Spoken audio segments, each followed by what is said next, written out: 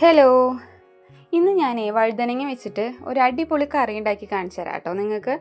അതിനു മുമ്പ് ഞാൻ ചോദിക്കട്ടെ, നിങ്ങൾക്ക് എത്ര പേർക്ക് വഴുതനങ്ങ ഇഷ്ടമാണ്? സത്യം പറയാലോ, എനിക്ക് വഴുതനങ്ങ ഇഷ്ടമല്ല, ഞാൻ കഴിക്കാറില്ല കേട്ടോ. ഇൻസ്റ്റഗ്രാമിൽ ഈ അടുത്ത ഒരു വീഡിയോ കണ്ടു, അപ്പോൾ ഒന്ന് പരീക്ഷിച്ച് നോക്കാമെന്ന് വെച്ച് ഉണ്ടാക്കിയതാണ്. ഉണ്ടാക്കി വന്നപ്പോൾ സൂപ്പർ ടേസ്റ്റ്. അപ്പോൾ എനിക്ക് ഭയങ്കര ഇഷ്ടമായി. അപ്പോൾ ഞാൻ വിചാരിച്ചു, എന്നെപ്പോലെ വഴുതനങ്ങ ഇഷ്ടമില്ലാത്ത എത്രയോ പേരുണ്ടാവാം, അവർക്ക് ഈ വീഡിയോ ഒന്ന് ഷെയർ ചെയ്ത് കൊടുത്താലോ എന്ന്. അങ്ങനെയാണ് കേട്ടോ ഞാൻ ഈ വീഡിയോ ചെയ്യാൻ പോകുന്നത്. അപ്പോൾ ഈ വീഡിയോ കുറേ പേർക്ക് അറിയാം, ഇനി അറിയാത്തവർക്കായിട്ടാണ് കേട്ടോ. നമുക്ക് കണ്ടു നോക്കാം എങ്ങനെയാണ് ഉണ്ടാക്കണേന്ന്. ഞാനിവിടെ 3 വഴുതനങ്ങയാണ് എടുത്തിട്ടുള്ളത്. കഴുകി വൃത്തിയാക്കിയിട്ട് ഇതാ അരിഞ്ഞെടുക്കാൻ പോവാണ്. ഞാനിവിടെ റൗണ്ട് ഷേപ്പിലാണ് അരിയുന്നത്, നിങ്ങൾക്ക് ഇഷ്ടമുള്ള ഷേപ്പിൽ അരിയാം. അതുപോലെ തന്നെ വഴുതനങ്ങ എടുക്കുമ്പോൾ ശ്രദ്ധിക്കേണ്ട ഒരു കാര്യം, നല്ല മൂത്ത വഴുതനങ്ങയൊക്കെ എടുത്തു കഴിഞ്ഞാൽ അതിൻ്റെ കുരു ഒരു കനപ്പ് ടേസ്റ്റ് ഉണ്ടാവും. അതുകൊണ്ട് അത്ര മൂത്ത വഴുതനങ്ങയൊന്നും ഇതിനായിട്ട് എടുക്കരുത് കേട്ടോ. നമുക്കിത് ഏത് ഷേപ്പിൽ വേണമെങ്കിലും അരിഞ്ഞെടുക്കാം. വല്ലാതെ കനം കൂട്ടി അരിയരുത്, കാരണം നമ്മളിത് മസാലയൊക്കെ പുരട്ടി വറുത്തെടുത്തിട്ടാണ് നമ്മളിത് കറിയാക്കുന്നത്. അതുകൊണ്ട് തന്നെ നല്ല തിക്കായിട്ട് അരിയുമ്പോൾ മസാല പിടിക്കില്ല. ഒരു 1/4 ഇഞ്ച് കനത്തിൽ ഇതുപോലെയൊക്കെ കുഞ്ഞായിട്ട് വട്ടന അരിഞ്ഞെടുക്കാം കേട്ടോ. അതുപോലെ തന്നെ എൻ്റെ ഈ വീഡിയോ നിങ്ങൾക്ക് ഇഷ്ടപ്പെട്ടാൽ മറക്കാതെ ലൈക്ക് ചെയ്യണം. നിങ്ങളുടെ അഭിപ്രായം കമൻ്റായിട്ട് എഴുതണം.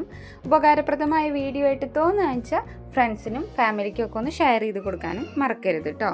അപ്പോൾ നമ്മൾ വഴുതനങ്ങ കട്ട് ചെയ്തെടുക്കുകയാണ്. വളരെ പെട്ടെന്ന് തന്നെ നമുക്ക് ഈ കറി തയ്യാറാക്കാൻ പറ്റും. അധികം ഇൻഗ്രീഡിയൻസ് ഒന്നും ഇതിന് ആവശ്യമില്ല. 2 സവാള മാത്രം മതി കേട്ടോ. അപ്പോൾ നമ്മൾ രാവിലെ വെച്ച കറിയൊക്കെ കഴിയാറായി, കുറച്ചുള്ളൂ. വൈകുന്നേരത്തേക്ക് ഇനി വേറെ എന്ത് വെക്കുമെന്ന് ആലോചിച്ചിരിക്കുമ്പോൾ വഴുതനങ്ങ ഉണ്ടെങ്കിൽ ഇതുപോലെ ഒന്ന് ഉണ്ടാക്കി നോക്കുക. എല്ലാവർക്കും ഇഷ്ടപ്പെടുന്ന ഒരു അടിപൊളി ഒരു കറിയാണിത്. ഇപ്പോൾ നമ്മളിവിടെ വഴുതനങ്ങയൊക്കെ കട്ട് ചെയ്തെടുത്തു. ഇനി നമുക്കിതിലേക്ക് കുറച്ച് മസാല ചേർത്ത് കൊടുക്കണം. നമ്മൾ മീനൊക്കെ വറുക്കാൻ ഉപയോഗിക്കുന്ന പോലെ ഒരു കുഞ്ഞു മസാല.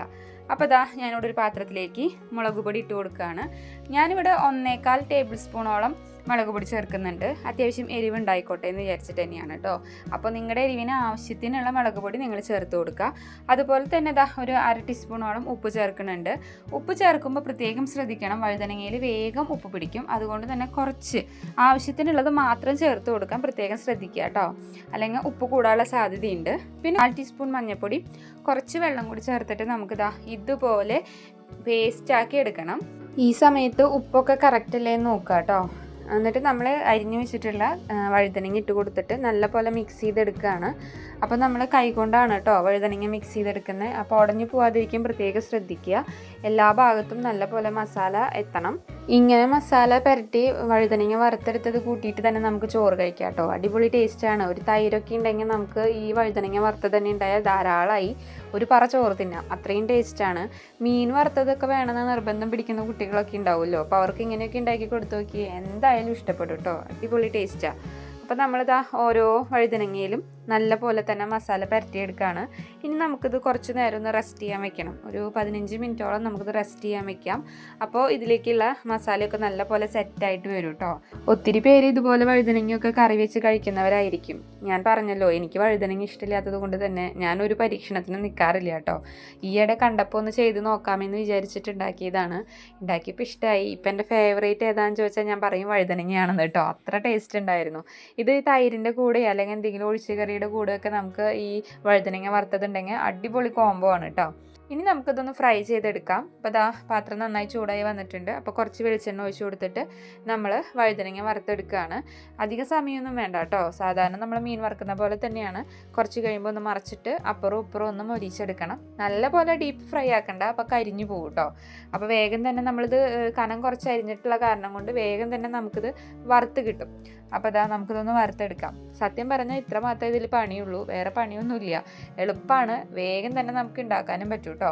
ഇനി നമ്മൾ പറഞ്ഞല്ലോ നേരത്തെ സവാളയുടെ കാര്യം. 2 സവാളയും 1 പച്ചമുളകാണ് ഞാൻ എടുത്തിട്ടുള്ളത്. അപ്പോൾ നിങ്ങൾക്ക് പച്ചമുളക് ഒരെണ്ണം കൂടി വേണമെങ്കിൽ എരിവിനനുസരിച്ചിട്ട് എടുക്കാം കേട്ടോ. അതിന് നമുക്ക് നല്ല പോലെ ഒന്ന് ക്ലീൻ ചെയ്ത് അരിഞ്ഞെടുക്കാവേ. സവാള കുഞ്ഞാക്കി അരിഞ്ഞെടുക്കാം. അതിനുശേഷം കുറച്ച് കറിവേപ്പിലയും കൂടി നമുക്കിതിലേക്ക് ആവശ്യമുണ്ട് കേട്ടോ. അപ്പോൾ നിങ്ങൾ ആദ്യമായിട്ടാണ് എൻ്റെ ചാനൽ കാണുന്നതെന്നുണ്ടെങ്കിൽ, എൻ്റെ വീഡിയോസൊക്കെ നിങ്ങൾക്ക് ഇഷ്ടപ്പെടുന്നുണ്ടെങ്കിൽ ചാനൽ ഒന്ന് സബ്സ്ക്രൈബ് ചെയ്യണേ. തൊട്ടടുത്ത് കാണുന്ന ബെൽ ബട്ടൺ ഒന്ന് ഞെക്കി ഓൾ എന്ന ഓപ്ഷൻ ഓണാക്കി വെക്കണം. അപ്പോഴാണ് ഞാനിടുന്ന പുതിയ വീഡിയോസിൻ്റെയൊക്കെ നോട്ടിഫിക്കേഷൻ നിങ്ങൾക്ക് വരുള്ളൂ കേട്ടോ. അപ്പോൾ അതും കൂടി ഒന്ന് ചെയ്ത് സപ്പോർട്ട് ചെയ്യണേ. അപ്പോൾ നമ്മൾ സവാളയൊക്കെ നല്ല പോലെ അരിഞ്ഞെടുത്തിട്ടുണ്ട്. ഇനി വേറെ പണിയൊന്നുമില്ല. ഇത് നമ്മളൊന്ന് ജസ്റ്റ് ഒന്ന് വാട്ടിയെടുക്കുകയാണ്. നല്ല പോലെ വഴറ്റിയെടുക്കേണ്ട ആവശ്യമില്ല. ആ പച്ചമണക്കൊന്ന് പോയി ചെറുതായിട്ടൊന്ന് വാടി കിട്ടിയാൽ മതി. ഇപ്പോൾ ചീഞ്ചട്ടി വെച്ച് കൊടുത്തിട്ടുണ്ട്. കുറച്ച് വെളിച്ചെണ്ണ ഒഴിച്ച് കൊടുക്കാം. വെളിച്ചെണ്ണ നന്നായി ചൂടായി വരുമ്പോൾ കുറച്ച് കടുക് ഇട്ട് കൊടുക്കുന്നുണ്ട്. ഒരു 1/2 ടീസ്പൂൺ കടുക്. അതുപോലെ തന്നെ കടുകൊക്കെ നന്നായി പൊട്ടി വരുമ്പോൾ ഉലുവയും വറ്റൽമുളകും കൂടി ഇട്ട് കൊടുത്ത് ഒന്ന് പൊട്ടിച്ചെടുക്കാം കേട്ടോ. അതൊന്ന് പൊട്ടി സെറ്റാകുമ്പോൾ കുറച്ച് കറിവേപ്പിലയും കൂടി ചേർത്തിട്ട് നന്നായി ഒന്ന് നമുക്ക് ഇളക്കിയെടുക്കാം. നമ്മുടെ കറിവേപ്പിലയും മുളകും ഒക്കെ നല്ലപോലെ ഒന്ന് മുരിഞ്ഞ് വരുമ്പോൾ നമ്മൾ സവാളയും പച്ചമുളകും കൂടി അതിലേക്ക് ഇട്ട് കൊടുത്തിട്ട് ഒന്ന് നല്ലപോലെ വഴറ്റിയെടുക്കണം.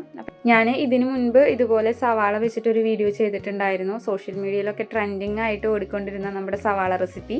അപ്പോൾ ആ വീഡിയോ നിങ്ങൾ ഇതുവരെ കണ്ടിട്ടില്ലെങ്കിൽ അതും ഒന്ന് പോയി കണ്ടു നോക്കണേ. അടിപൊളി ടേസ്റ്റാണ് കേട്ടോ. വളരെ പെട്ടെന്ന് നമുക്ക് ഉണ്ടാക്കിയെടുക്കാൻ പറ്റുന്ന ഒരു റെസിപ്പിയാണ് അതും. സവാള നല്ലപോലെ ബ്രൗൺ കളർ ആവുന്ന വരെ വഴറ്റേണ്ട ആവശ്യമൊന്നുമില്ല. ജസ്റ്റ് ഒന്ന് വാടി കിട്ടിയാൽ മതി. ആ പച്ചമണമൊക്കെ ഒന്ന് പോയി കഴിഞ്ഞാൽ ഇതുപോലെയൊക്കെ ഒന്ന് ആയി കിട്ടിക്കഴിഞ്ഞാൽ സെറ്റായിട്ടോ.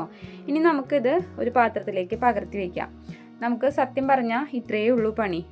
അതുപോലെ പ്രത്യേകം ശ്രദ്ധിക്കേണ്ട ഒരു കാര്യം എന്താണെന്ന് വെച്ചാൽ വഴുതനങ്ങയിൽ നമ്മൾ ഉപ്പ് ചേർത്ത് നല്ലപോലെ മസാല പുരട്ടി വെച്ചത് കൊണ്ട് തന്നെ ഞാനിവിടെ സവാളയിൽ ഉപ്പ് ചേർത്തിട്ടില്ല.